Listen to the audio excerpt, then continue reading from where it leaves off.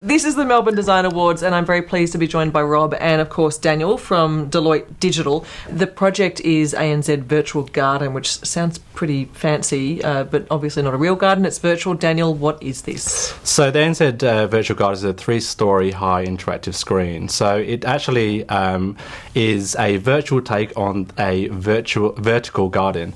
And basically people can interact with the screen, and it can change depending on different data feeds like time of the day, weather, and seasons. Okay, so this is an idea that came from the client, and then you had to realise it, or was it the other way around? Were they looking for something that they weren't quite sure what it was? Tell me what happened here. Well, interestingly, they came to us with a pretty simple brief. They just wanted to create something that was quite eminent for a flagship with a 3-story high screen, which they've already defined within the architecture. So they came with a pretty clean slate, and they pretty much just asked us, what can we do?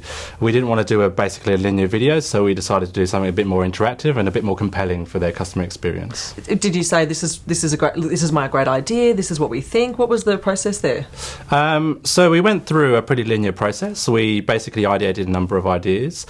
We did kind of the typical linear videos. We looked at data visualization, and then we basically came up with the virtual garden, because obviously the sensitivity of visualizing certain types of data for banking, and the ecosystem really felt like it would change the ambience of the branch as well. So okay, and this is where you come in, Rob. So ideas, realization. When you were presented with this idea, what went through your head? Sure. Well, I think from the start, we wanted to do something that was sort of giving something back to the customer. So it's a big prominent screen. We didn't want to do sort of overt marketing content. So fundamentally we wanted to do something that was kind of ambient and gave something back to the overall branch. When we settled on the virtual garden, it was great. We really sold them on the idea, and then it was, how do we actually build this thing? So how do you build this thing? Good question. So we had a rough idea before we got started on how we were going to do it. Because we wanted it to be data-led, we knew it was going to be a real-time project. So we essentially built it in 3D gaming software called Unity. And then that gave us, I guess, the flexibility and the photorealism we were after, to really make this constantly an evolving piece. Okay, so it's evolving. So if I walked in, yep. What happens? What do I see? So depending on the time of day, it should mimic the real-world lighting. So the shadows line up with the actual physical sun at Martin Place.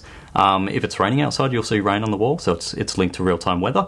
And then we've got seasons, so all the 4 seasons covered. So at the moment, if you went in, it'd be winter. But actually quite hot, because it's really hot in Sydney at the moment. Yeah, so you should see the sun shining, leaves rustling if it's windy, that sort of thing. And then the added component, which makes it really interesting, is you've got Twitter on your phone. You can tweet the wall and see what you're requesting. You can tweet the wall? Yeah. Oh, so you can actually... So the birds on the wall, literally, tweeting so away. We've got about 10 or so interactive trigger events, we've called them, which, using the hashtag ANZ Virtual Garden, you can request what you want to see. So from birds to waterfalls to butterflies, and then a whole bunch of colours and other modifiers like more or less, big or small. To have an experience like this within an organisation like the ANZ, sort of a large Australian bank, to create an experience like that, what does it mean for the user, I suppose? What were they sort of looking for that you've managed to sort of realise that other organisations can't necessarily do?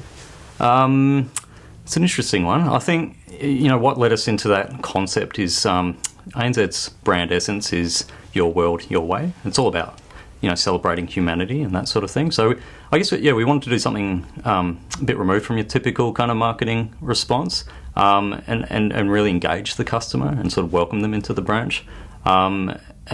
Just make a overall kind of pleasant experience for them to interact with. So Daniel, you said they were really happy to take on this idea. It wasn't a direct advertising, which is a big sort of mark. It was sort of actually quite a change to what they could have possibly done.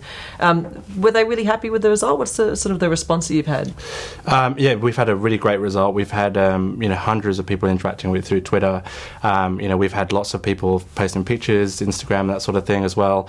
And it was really around not being overtly around marketing. It's really trying to generate what is their brand essence, how do we communicate that through innovation. So creating almost an art piece, essentially. Absolutely. Yeah. Yep. What's it like when you stand in front of it? We're blown away by obviously the impact of the screen, because obviously 3-story high screens, you don't see that every day, and yeah, it's really it's a great experience. Can you go and water the garden? You can't water the garden, but obviously you can request. You could request. Yeah, you can request the waterfall, and obviously when it rains, the waterfall switches on as well. So. Oh my God, this sounds fantastic. Daniel and Rob, thank you so much. Thank you. Thank you.